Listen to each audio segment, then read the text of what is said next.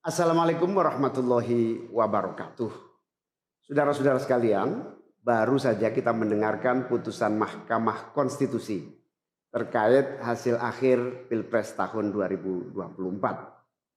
Putusan ini sebetulnya tidak mengejutkan.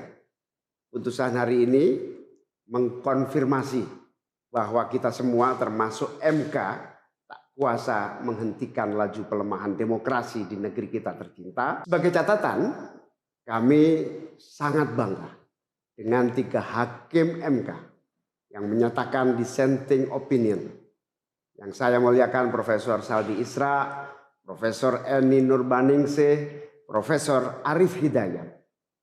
Mereka adalah orang-orang yang mulia yang menjadi harapan bagi tegaknya konstitusi dan kembalinya marwah Mahkamah Konstitusi ke depan. Dan mereka akan menjadi catatan indah dan baik dalam sejarah kita berbangsa dan bernegara.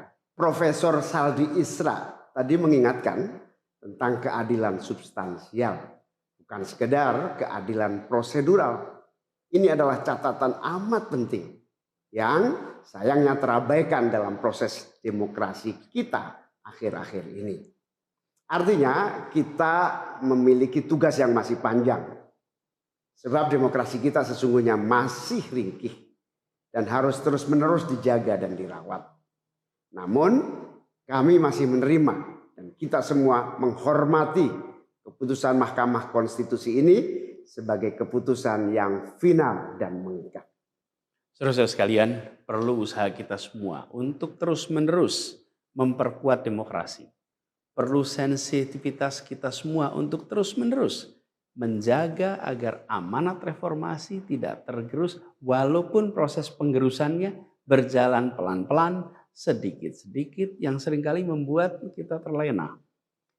Kita semua sadar, kita masih harus kerja keras, harus kerja terus-menerus untuk menyadarkan publik luas bahwa institusi demokrasi yang kuat, yang berfungsi baik, itu sama pentingnya dengan institusi ekonomi yang kuat, yang berfungsi dengan baik. Keduanya, proses demokrasi, proses ekonomi harus berjalan dengan baik, dengan efisien, efektif, dan menggunakan prinsip-prinsip yang benar. Oleh karena itu kita semua harus terus bekerja, harus terus merangkul dan memperkuat masyarakat. Agar dalam proses demokrasi masyarakat kita bisa kebal terhadap imbalan-imbalan iming-iming jangka pendek dan tahan terhadap ancaman-ancaman dan tidak ada lagi pihak-pihak yang melakukan itu pada masyarakat kita. Saudara-saudara, atas alasan ini semua kami akan terus berkomitmen terhadap gerakan perubahan dengan cita-cita jangka panjang, memperkuat pilar-pilar demokrasi, serta menghadirkan keadilan dan kemakmuran bagi semua dalam kesempatan apapun yang bisa kita raih di masa yang akan datang. Cita-cita kita untuk membangun negara yang menjamin keleluasaan berbicara dan kebebasan mengkritik. Negara di mana warganya bebas memilih tanpa iming-iming imbalan sesaat dan tekanan maupun ancaman. Ini tidak akan berhenti. Kita harus terus berjuang bersama-sama.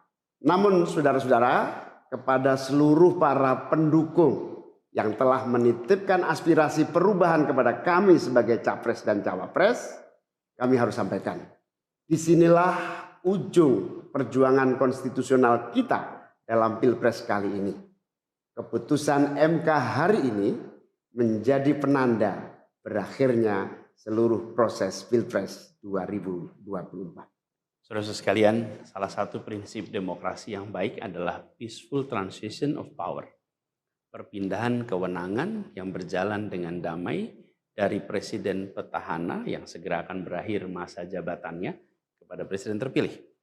Dengan segala catatan tentang problematiknya proses Pilpres 2024 kali ini, kami berkomitmen untuk menjaga prinsip peaceful transition of power itu. Dan kami memilih untuk menjadi bagian yang terus menjaga, terus membangun mutu demokrasi di Indonesia. Oleh karena itu, pada hari ini kami menyatakan bahwa bagi kami proses Pilpres 2024 telah terlewati seluruh fasenya. kami sampaikan kepada Pak Prabowo dan Pak Gibran, selamat menjalankan amanat konstitusi, selamat bekerja menunaikan harapan rakyat yang kini diembankan di atas pundak bapak-bapak berdua. Saya sempat berkali-kali ditanya pendapat pribadi tentang Pak Prabowo. Dan saya jawab, beliau adalah seorang patriot. Hari ini saya terus mempercayai sebagai seorang patriot. Beliau adalah seorang yang telah mengalami pendidikan modern sejak usia belia dan berasal dari keluarga intelektual yang amat terpandang. Maka Pak Prabowo tentu paham bahwa dalam demokrasi yang baik, menerima keberadaan oposisi sebagai partner dalam bernegara, menjaga keseimbangan dan independensi 3 cabang kekuasaan, yaitu eksekutif, legislatif, yudikatif. Lalu menjamin kebebasan media sebagai pilar keempat demokrasi, serta yang tidak kalah penting adalah menjaga kebebasan rakyat di dalam bersuara, di dalam mengungkapkan pendapat, di dalam berserikat berkumpul dalam sebuah proses demokrasi. Dan sebagai seorang patriot terdidik, saya percaya Pak Prabowo akan mengembalikan dan akan menjaga nilai-nilai demokrasi ini di masa-masa Indonesia ke depan. Saudara-saudara sekalian, dalam kesempatan ini izinkan kami menyampaikan rasa terima kasih sedalam-dalamnya kepada seluruh pihak yang telah membersamai perjuangan kami.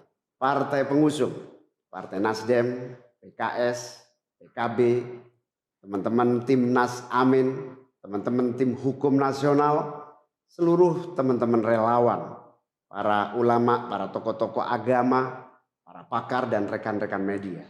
Semua yang telah ikut berjuang bersama-sama mendukung perubahan. Mengorbankan banyak tenaga, pikiran dan harta demi memperjuangkan aspirasi perubahan. Saya ucapkan terima kasih. Juga pada anak-anak muda yang pada Pilpres kali ini memberi warna baru, membawa pesan optimisme, pesan kreativitas, pesan inovasi, pesan kebaruan. Terima kasih telah menjadikan Pilpres kali ini Pilpres yang menyenangkan, mencerahkan. Yang tidak kalah penting adalah mencerdaskan. Kampanye yang membuat kita mendapatkan perspektif baru tentang apa arah Indonesia ke depan. Karena itu kami berpesan kepada semua, melihat proses yang terjadi. Proses politik sering nampak kotor dan berujung pada kecewaan. Tapi jangan sampai itu semua membuat kita berputus asa pada proses politik. Begitu banyak cita-cita besar yang dapat diperjuangkan melalui jalan politik. Bila saat ini kondisinya masih begitu mengecewakan, justru ini adalah tanda, ini adalah pengingat bahwa perlu semakin banyak dari kita semua yang mau berjuang di jalan politik. Ini adalah panggilan mereka-mereka yang berintegritas, yang menjunjung tinggi etika, yang memikirkan tentang masyarakat, tentang negara, tentang rakyat, untuk mau masuk di wilayah politik. Bawa kompetensinya, bawa integritasnya, dorong, jangan menyerah dan jangan putus asa. Jalan perjuangan masih terbentang panjang.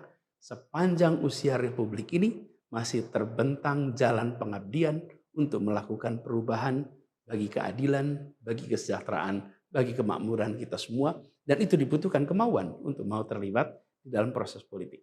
Jangan putus asa, mari kita jalan terus untuk perjuangan ini.